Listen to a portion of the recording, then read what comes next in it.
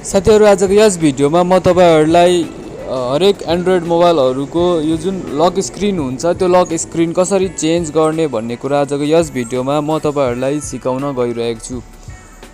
Lock screen change गर्न आउँदैन भने साथीहरु यो भिडियो तपाईहरु अन्तिमसम्म हेर्नु होला र साथीहरु तपाई यो च्यानलमा नयाँ हुनुहुन्छ भने च्यानललाई सब्स्क्राइब पनि गरिदिनु होला किनभने म तपाईहरुको लागि यस्तै महत्त्वपूर्ण भिडियोहरु निरन्तर रूपमा लिएर आइराख्ने छु।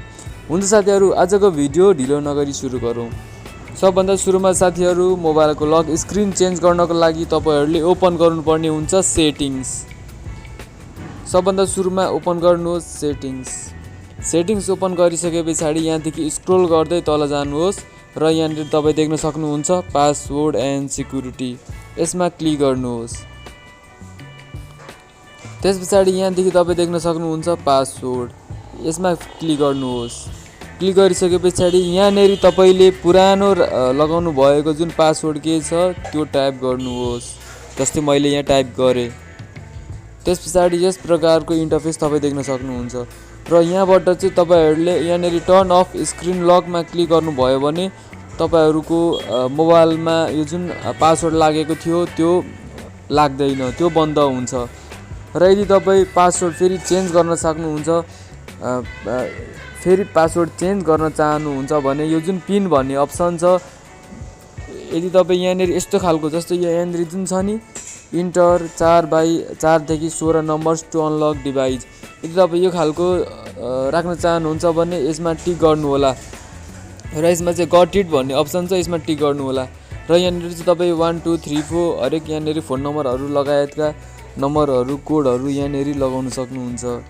र यदि तपाई यो खालको लगाउन चाहनुहुन्न भने यहाँनेरि यो जुन अर्को छ इन्टर, यहाँनेरि चाहिँ यो जुन हुन्छ नि एबीसीडी वाला, यहाँनेरि चाहिँ एबीसीडी वाला यो प्रकारको तपाईहरु आफ्नो नाम अथवा नम्बरहरु यो तरिकाले पनि राख्न सक्नुहुन्छ।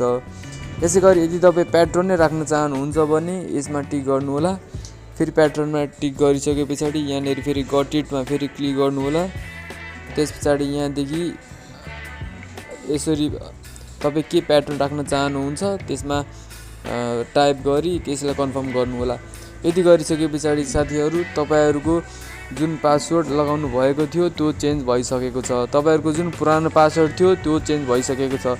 यो तरिकाले साथीहरु तपाईहरुले आफ्नो मोबाइलको यो जुन प्याटर्न लक छ यो तरिकाले सजिलैसँग आफ्नो एन्ड्रोइड मोबाइलहरुमा यो तरिकाले चेन्ज गर्न सक्नुहुन्छ।